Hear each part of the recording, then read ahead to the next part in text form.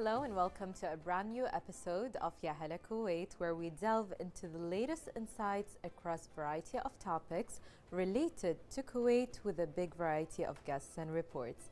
I'm Rita, Abdou, and this evening I'm joined by Duaij.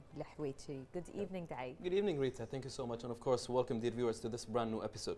And our second is Anoud AlKhalfan, a doll maker and a sculptor. And I can't wait to get to know more about them. So basically, I think our team and our guests today have something in common, which is precision, right? They have to be precise in making all these details and all these reports.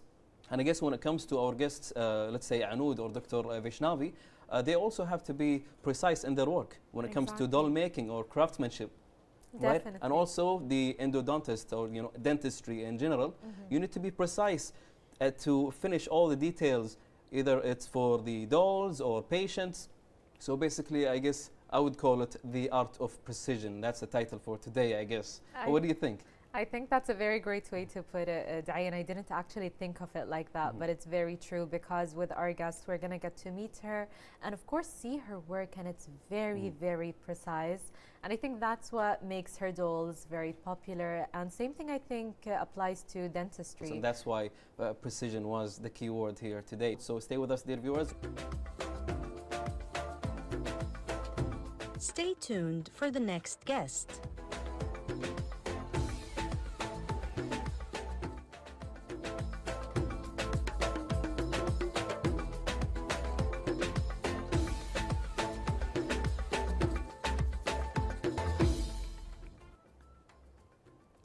Dear viewers, we have been joined by our second and final guest for this evening, Anoud AlKhalfan, doll maker and sculptor. Welcome to Hala Kuwait, Anoud. Thank you for having me again. Thank you so much for being here, of course. So in the beginning, you're a doll maker. So how do you go from concept to creation for each doll? How does that work? Honestly, it depends. As for the concept, it depends sometimes from my visions, emotions, people, I sketches, so this kind of things. I get sketches and imagination overall. Definitely. And what about the sketches? Like, do you sketch designs beforehand, or is it something more organic, like an organic process on the spot? It's a little bit of both.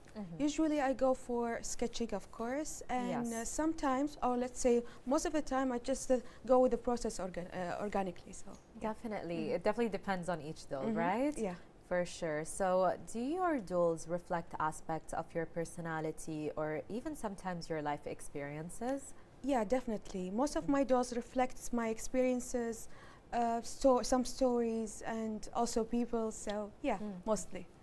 That's amazing. I think when we were kids, we always had different dolls and we used to give them names. Right. And sometimes a full story.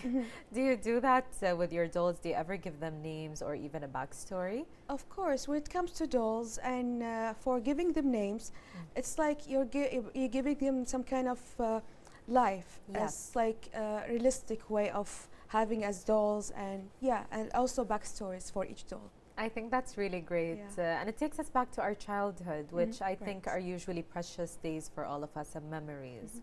Are your creations inspired by any specific culture or even historical influences?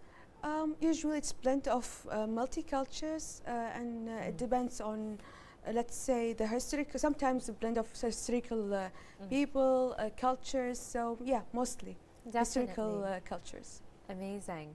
What is your favorite culture usually to portray through your dolls?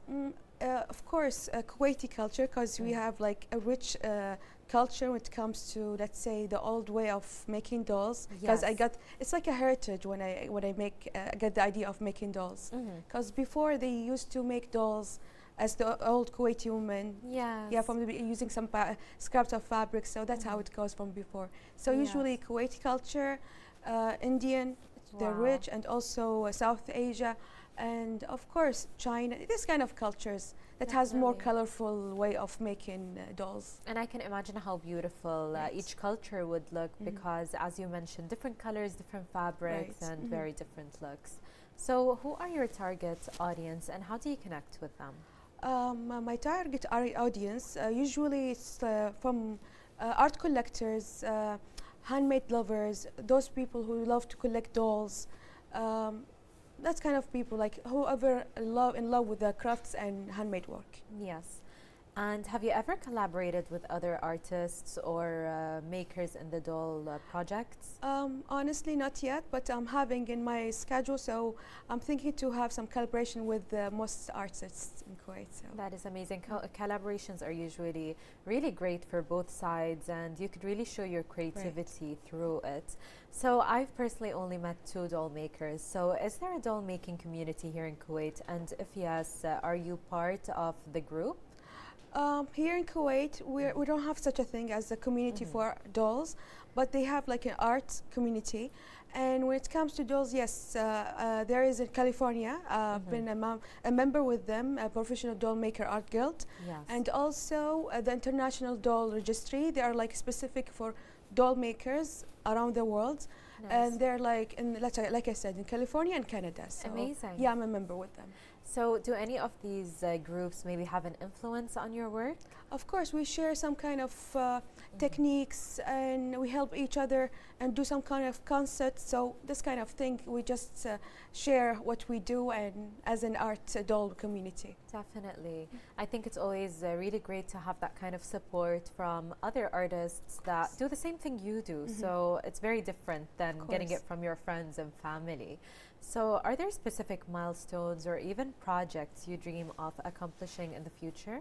The thing is, as for my dreams, I dream of having my own solo exhibits, more of them, of course, and also just to make worldwide know about my work, doll's work. So yeah.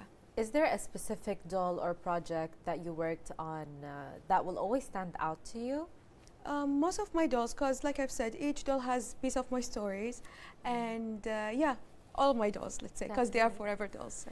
Well, Anoud, thank you so much for being with us and for sharing your experience with doll making. Thank you for having me. Thank you. Thank you. Dear viewers, we had with us Anoud AlKhalfan, doll maker and sculptor. Up next, we have a report and we'll be right back. Have a great evening and good night. Good night.